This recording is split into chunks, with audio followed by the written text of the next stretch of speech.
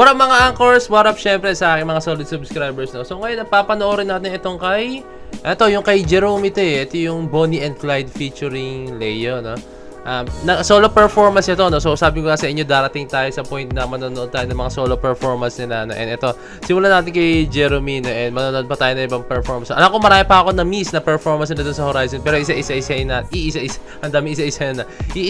natin yan, no? Laki sa akin, promise ko yan sa inyo, no? Pero ito syempre, I'm a fan of Horizon, and syempre I'm a fan of Jerome, no? And as time goes by, alam ko magiging fan din ako ng buong members nila. Pero andun na yun eh. Fan na ako ng buong member nila. Pero kasi, yung si Jerome kasi talaga as a dancer, talagang, syempre, kung sino bang syempre, is kapwa dancer ko. Although, nalang ko dancer bawat isa sa kanila. Pero si Jerome, sabi nyo nga sa akin na siya yung parang pinaka main choreographer, main dancer nila, no? Kaya, ayan, si Jerome sa ngayon ang parang isa sa mga nagustuhan ko sa Horizon talaga, no? Pero syempre, don't get me wrong, baka sabihin nyo favorite ko si Jerome. Sa ngayon lang. Hindi ko pa na yung lahat eh.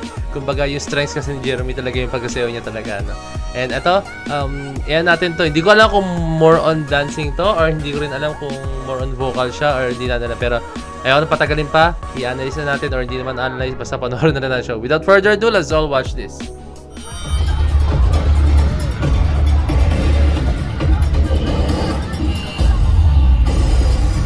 Friendship, let's go. Next stage. Sigaw ng mga tao.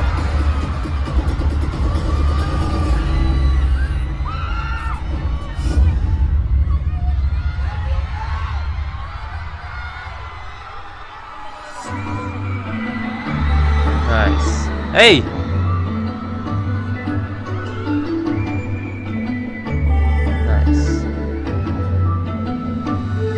Nice. Woo!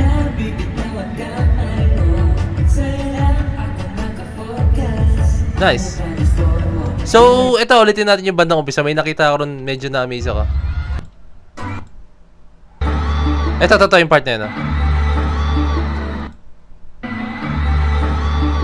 Tayo yung bounce niya kasi isang paa lang niya yung nakalapag. May kumikita niya isang paa lang niya yung nakalapag, and then nag-bounce siya, no? May tendency na ma-out of balance siya niyan pag ginawa mo yan, no? Pero siya, ang safe lang tingnan sa kanya, no? Control niya talaga yung galaw niya. Nice, ang gan. That throw, nice one. Hey, that surprise moment. Up. Nice.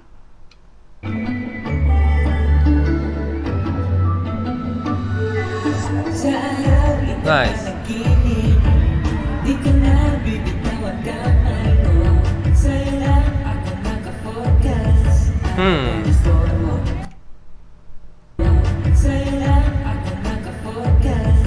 Nice. Gusto ko yung mga dancers naka-focus, tug.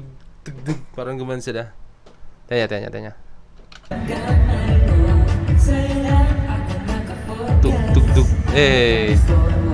Yung musicality nila grabe, ah. Woo! That footwork by Jerome, ako napansin nyo yun, ha? Ako napansin ko. Tignan yung footworks niya. Woo!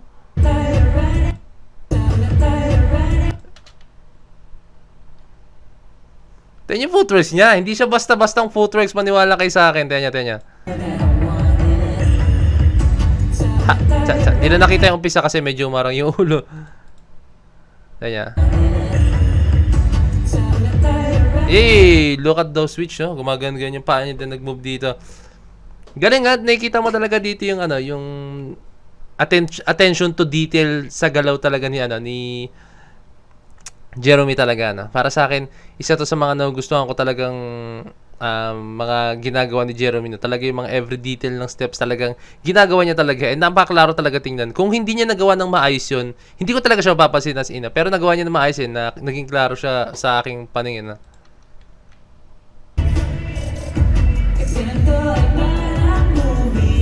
Nice.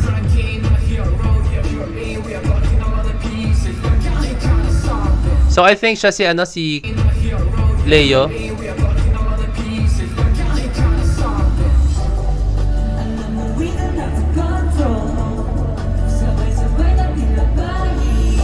Nice.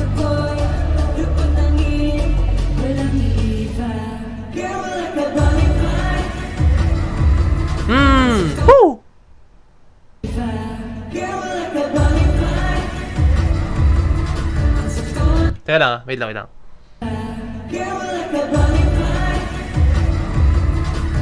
Nice. Pero titigtog. May kita niyo yung may beat na titigtog. And then yung paa nila titigtog. Parang gawin natin niya. Titigtog. Ayan o.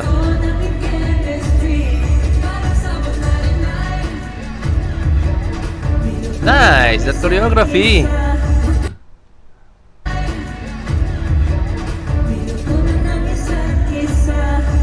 Ito yung disadvantage para sa akin, pag naka-mic ka, no, hindi mo masyadong maklaro yung steps. No? Mas nakita ko yung galaw dun sa mga dancers niya. Ito sila. Yung beauty ng choreography. Ayan, niya.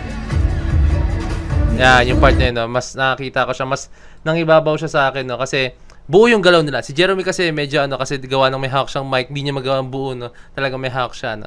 Ito lang para sa akin disadvantage na. Pero syempre, understood naman to. Halos lahat ng pop group na napanood ko is ganito talaga naging disadvantage talaga, no. Yung may hawakan ng mic, syempre may tendency talaga na hindi mo mabubuo yung steps, no. Unlike na lang kung meron kang yung kung tawagin natin is yung tawag doon? Lapel ba tawag doon? Correct me if I'm wrong, yung alam ko ginawa ng Horizon yun, anong kanta ba nila? Basta itong recent lang, anong pinanood ko nung nakaraan, yung Dash and Tiger yata.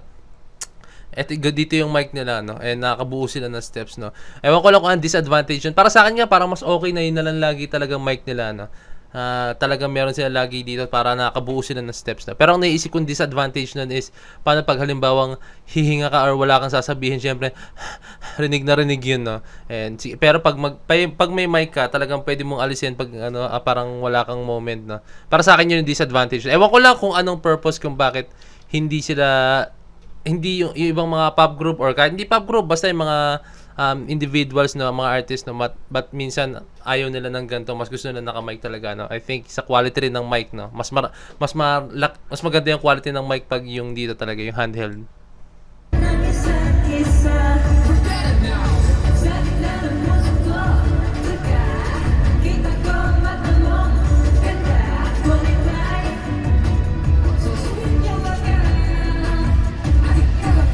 Hey! Hey, let's go! Woo! Up!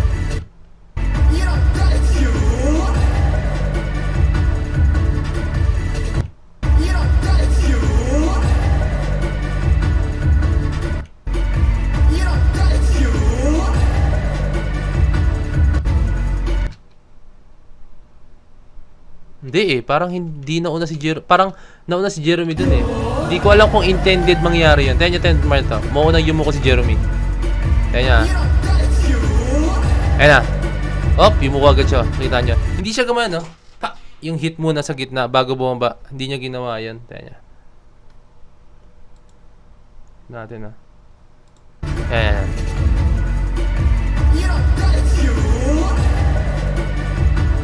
Then yung mga dancers, gumawa sila. Ha, ha, boom. Gumawa sila. And then si Jeremy, ha, ha, yuko na lang agad na. Ayun, yumuko agad siya. Hindi niya ginawa tatay niya. Ay, yumuko siya diretso. Wait, last na.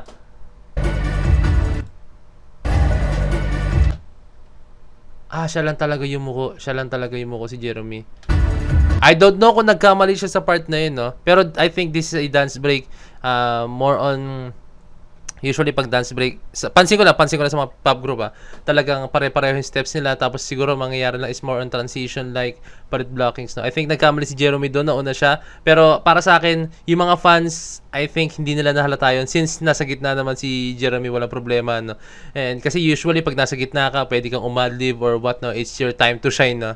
And para sa akin, as a pop group, no, pag nasa gitna ka, it's your time to shine. Bahala ako anong gusto mong gawin. Pero syempre, kailangan palalahanan yung mga kagrupo mo. Mamaya maguluhan sila. Bigla may ginawang kakaiba, no? Pero I think from my perspective, nagkamali si Jeremy doon. Pero hindi naman halata. Kasi tayo nyo, dalan-dalan naman niya. Hindi naman siya nataranta na what, no? Talagang napaka-professional niya. Tayo nyo. 3 lang siya.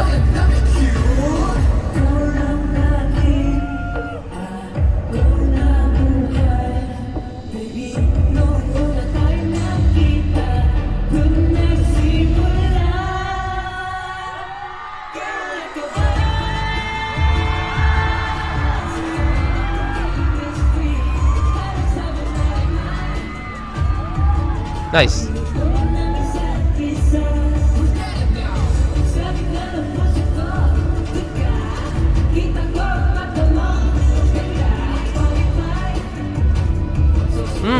tug. Ang klaro talaga gumalaw ni Jeremy. Woo! Look at that. Para. Wow! That powerful movement.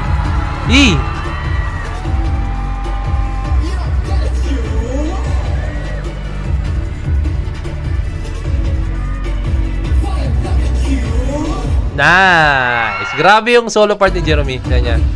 Hey! Woo! That posture, those angles. Hey!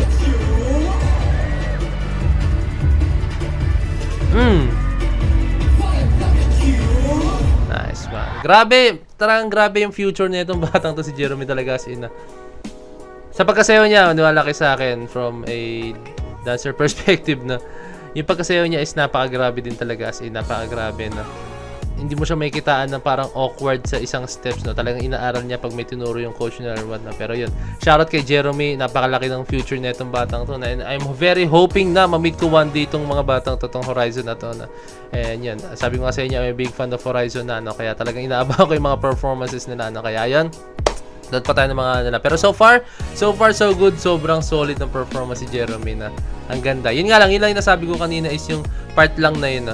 Yung parang nauna siya. No? Comment down below kung nagkamali talaga siya doon or hindi. Pero from my own perspective, I think nagkamali siya doon. No? Pero what makes him different from other group or from other artists is hindi niya pinahalata nagkamali siya, hindi siya natarantana. So, good job ako dyan, Jeremy. Let's go. So, yun. Kung may request pa kayo, comment down below, message nyo ako sa Facebook page na Point of Pen. So, this is me, Point of Pen, signing out. Peace, that's G.